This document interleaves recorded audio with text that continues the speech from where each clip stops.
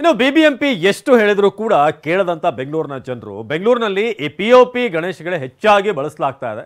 ಬೆಂಗಳೂರಿನಲ್ಲಿ ನಿನ್ನೆ ಇಡೀ ರಾತ್ರಿ ಗಣೇಶ ವಿಸರ್ಜನೆ ನಡೆಯಿತು. ಹಲಸೂರು, ಹೆಬ್ಬಾಳ, ಯಡಿಯೂರು, ಸ್ಯಾಂಕಿ ಟ್ಯಾಂಕ್, ನಗರದ ಹಲವು ಕಡೆ ಕಲ್ಯಾಣಿಗಳಲ್ಲಿ ಗಣೇಶ ವಿಸರ್ಜನೆ ಮಾಡಿದರು.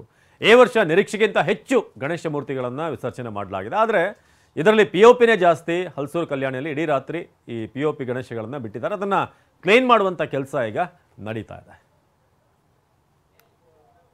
ಸೊ ನಗರದ ಹಲವು ಕಡೆ ಕಲ್ಯಾಣಿಗಳಲ್ಲಿ ನೀರು ಕೂಡ ಕಲುಷಿತಗೊಳ್ಳುತ್ತೆ. ಸೊ ಪೂರ್ಣಿಮಾ ನಮ್ಮ ಪ್ರತಿನಿಧಿ ಅಲ್ಲಿಂದ ಒಂದು ಪ್ರತ್ಯಕ್ಷ ವರದಿ ಕೊಟ್ಟಿದ್ದಾರೆ, ಬನ್ನಿ ನೋಡೋಣ. ಸಿಲಿಕಾನ್ ಸಿಟಿಯಲ್ಲಿ ಈ ವರ್ಷ ಅದ್ದೂರಿಯಿಂದ ಗಣೇಶ ಹಬ್ಬವನ್ನ ಬರಮಾಡಿಕೊಳ್ಳಲಾಗಿದೆ. ಹಾಗೆ ಅದ್ದೂರಿಯಾಗಿ ಗಣೇಶ ವಿಸರ್ಜನೆ ಕೂಡ ಮಾಡಲಾಗಿದೆ. ನಿನ್ನೆಯಷ್ಟೇ 11 ದಿನಕ್ಕೆ ಎಲ್ಲವೂ ಕೂಡ ಕಂಪ್ಲೀಟ್ ಆಗಿ ಕ್ಲೋಸ್ ಕೂಡ ಆಗಿದೆ. ಆದರೆ ನಗರದ ಕಲ್ಯಾಣಿಗಳಲ್ಲಿ ಯಾವ ರೀತಿಯಾದಂತಹ ವಿಸರ್ಜನೆ ನಡೆದಿದೆ, ಹಾಗೆ ಪಿಒಪಿ ಗಣೇಶ ಮೂರ್ತಿಗಳು ಎಷ್ಟು ಪತ್ತೆ ಆಗಿದೆ ಕುರಿತಾಗಿ ನಿಮಗೆ ತೋರಿಸ್ತಾ ಹೋಗ್ತೀನಿ. ಸದ್ಯಕ್ಕೆ ನಾನು ಹಲಸೂರು ಕೆರೆಯ ಒಂದು ಕಲ್ಯಾಣಿ ಮುಂಭಾಗದಲ್ಲಿ ಇದ್ದೀನಿ. ಸೊ ನೋಡ್ತಾ ಹೋಗ್ಬೋದು, ಪಿಒಪಿ ಗಣೇಶ ಮೂರ್ತಿಗಳನ್ನು ಎಲ್ಲವೂ ಕೂಡ ಹಾಗೆ ಇಟ್ಟಿದ್ದಾರೆ. ಪ್ರತಿ ವರ್ಷವೂ ಕೂಡ ಹೇಳ್ತಾ ಬಂದಿದ್ದಾರೆ ಪಿಒಪಿ ಗಣೇಶ ಅಂದ್ರೆ ಮೂರ್ತಿಗಳು ಬ್ಯಾನ್ ಆಗಿದೆ, ಪಿಒಪಿ ಗಣೇಶ ಮೂರ್ತಿಗಳನ್ನ ತರಬೇಡಿ ಅಂತ ಹೇಳಿದ್ರು ಕೂಡ ಸಾರ್ವಜನಿಕರಿಗೆ ಮಾತ್ರ ಗೊತ್ತಾಗ್ತಾ ಇಲ್ಲ. ಸೊ ಈ ಒಂದು ಕಾರಣದಿಂದಾಗಿ ನೋಡ್ತಾ ಹೋಗ್ಬೋದು, ಬೇಕಾಬಿಟ್ಟಿಯಾಗಿ ಗಣೇಶ ಮೂರ್ತಿಗಳನ್ನ ಕೂಡ ಈಗಾಗಲೇ ಸಿಬ್ಬಂದಿಗಳು ಕಲ್ಯಾಣಿಯ ಮುಂಭಾಗದಲ್ಲಿ ಇಟ್ಟಿರ್ತಕ್ಕಂಥದ್ದು ನೀವು ವಿಜುವಲ್ಸ್ ಸಹ ಗಮನಿಸ್ತಾ ಹೋಗ್ಬೋದು. ಇವೆಲ್ಲವೂ ಕೂಡ ಪಿಒಪಿ ಗಣೇಶ ಮೂರ್ತಿಗಳು. ಸೊ ಪಿಒಪಿ ಗಣೇಶ ಮೂರ್ತಿಗಳನ್ನ ನೀರಿನಲ್ಲಿ ಮುಳುಗಿಸಿದಂಥ ಸಂದರ್ಭದಲ್ಲಿ ಅವು ತೇಲಾಡುತ್ತವೆ, ಮತ್ತೆ ನೀರು ಕೂಡ ಪೊಲ್ಯೂಷನ್ಸ್ ಆಗುತ್ತೆ. ಸೊ ಈ ಒಂದು ಕಾರಣಕ್ಕೋಸ್ಕರ ಕಲ್ಯಾಣಿಗಳ ಸಿಬ್ಬಂದಿಗಳು ಈಗಾಗಲೇ ಗಣೇಶ ಮೂರ್ತಿಗಳನ್ನ ಅಲ್ಲಲ್ಲೇ ಸಂಗ್ರಹಿಸಿ ಇಟ್ಟಿದ್ದಾರೆ. ಅಂದ್ರೆ ಪಿಒಪಿ ಗಣೇಶ ಮೂರ್ತಿಗಳು ಎಲ್ಲೆಲ್ಲಿ ಇಟ್ಟಿದ್ದಾರೆ ಅವುಗಳನ್ನ ಹಾಗೆ ಇಟ್ಟಿದ್ದಾರೆ. ಇನ್ನು ಇಲ್ಲಿ ನೋಡ್ತಾ ಹೋಗ್ಬೋದು, ದೊಡ್ಡ ಗೋಡನ್ ರೀತಿಯಾಗಿ ಪಿಒಪಿ ಗಣೇಶ ಮೂರ್ತಿಗಳನ್ನ ಸಂಗ್ರಹಿಸಲಾಗಿದೆ. ಅದು ವಿಜುವಲ್ಸ್ ಸಹ ನಿಮಗೆ ತೋರಿಸ್ತಾ ಹೋಗ್ತೀನಿ. ನೋಡ್ತಾ ಹೋಗ್ಬೋದು, ಇಲ್ಲಿ ನೂರಾರು ಪಿಒಪಿ ಗಣೇಶ ಮೂರ್ತಿಗಳಿದೆ. ಇವುಗಳನ್ನ ಕೂಡ ಬೇಕಾಬಿಟ್ಟಿಯಾಗಿ ಎಸ್ತಿದ್ದಾರೆ. ಅಂದ್ರೆ ಅಷ್ಟೊಂದು ಗಣೇಶ ಮೂರ್ತಿಗಳು ಕೂಡ ಇಲ್ಲಿ ಬಂದಿರತಕ್ಕಂಥದ್ದು ನೋಡ್ತಾ ಹೋಗ್ಬೋದು.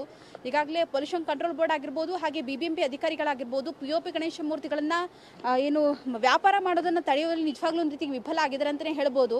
ಸೊ ಎಷ್ಟೊಂದು ಪಿಒಪಿ ಗಣೇಶ ಮೂರ್ತಿಗಳು ಪತ್ತೆಯಾಗಿದೆ ನೋಡಿ. ಯಾವನು ಕೂಡ ವಿಸರ್ಜನೆ ಮಾಡಿಲ್ಲ. ಏನು ವಿಸರ್ಜನೆ ಮಾಡೋಕೆ ಏನು ತಂದ್ಕೊಟ್ಟಿದ್ರು ಅವುಗಳನ್ನ ಹಾಗೆ ತೆಗೆದುಕೊಂಡಿದ್ದಾರೆ. ಹಾಗೆ ಬೇಕಾಬಿಟ್ಟಿಯಾಗಿ ಕೂಡ ಈಗಾಗಲೇ ಇವುಗಳನ್ನ ಇಲ್ಲೇ ಎಸ್ತಿರ್ತಕ್ಕಂಥದ್ದು ನೋಡ್ತಾ ಹೋಗ್ಬೋದು. ಈಗಾಗಲೇ 200ಕ್ಕೂ ಹೆಚ್ಚು ಪಿಒಪಿ ಗಣೇಶ ಮೂರ್ತಿಗಳು ಕೂಡ ಇಲ್ಲಿ ಕಂಡು ಬಂದಿರತಕ್ಕಂಥದ್ದು. ಸೊ ಇವೆಲ್ಲವೂ ಕೂಡ ಒಂದು ಕಡೆ ಹಾಗೆ ಸಂಗ್ರಹಿಸಿ ಇಟ್ಟಿದ್ದಾರೆ. ಯಾವನು ಕೂಡ ನೀರಿನಲ್ಲಿ ವಿಸರ್ಜನೆ ಕೂಡ ಮಾಡಿಲ್ಲ. ಈಗಾಗಲೇ ಸಾವಿರಾರು ರೂಪಾಯಿ ಕೊಟ್ಟು ಪಿಒಪಿ ಗಣೇಶ ಮೂರ್ತಿಗಳನ್ನು ತಂದು ಅದ್ಧೂರಿಯಾಗಿ ಹಬ್ಬವನ್ನ ಮಾಡಿ ವಿಸರ್ಜನೆಗೆ ಅಂತ ಹೇಳಿ ಬರ್ತಾರೆ. ಬಟ್ ಆದರೆ ಇಲ್ಲಿ ಪಿಒಪಿ ಗಣೇಶ ಮೂರ್ತಿಗಳನ್ನ ತಂದಿರುವಂತಹ ಕಾರಣಕ್ಕೋಸ್ಕರನೇ ಇವುಗಳನ್ನ ವಿಸರ್ಜನೆ ಮಾಡಿಲ್ಲ, ಹಾಗೇ ಇಟ್ಟಿದ್ದಾರೆ. ಸೊ ನೋಡ್ತಾ ಹೋಗ್ಬೋದು, ದೊಡ್ಡ ದೊಡ್ಡ ಗಣೇಶ ಮೂರ್ತಿಗಳೇ ಇಲ್ಲಿ ಕಂಡು ಬಂದಿರತಕ್ಕಂಥದ್ದು. ಇನ್ನು ಇವತ್ತಿಗೆ ಈಗಾಗಲೇ ಗಣೇಶ ಮೂರ್ತಿಗಳ ವಿಸರ್ಜನೆ ಕೂಡ ಕಂಪ್ಲೀಟ್ ಆಗಿ ಕ್ಲೋಸ್ ಆಗಿದೆ. ಸೊ ಹೀಗಾಗಿ ಅವುಗಳನ್ನ ಹಾಗಾಗಿ ಈಗಾಗಲೇ ಸಿಬ್ಬಂದಿಗಳು ಕೂಡ ಇಟ್ಟಿರ್ತಕ್ಕಂಥದ್ದು.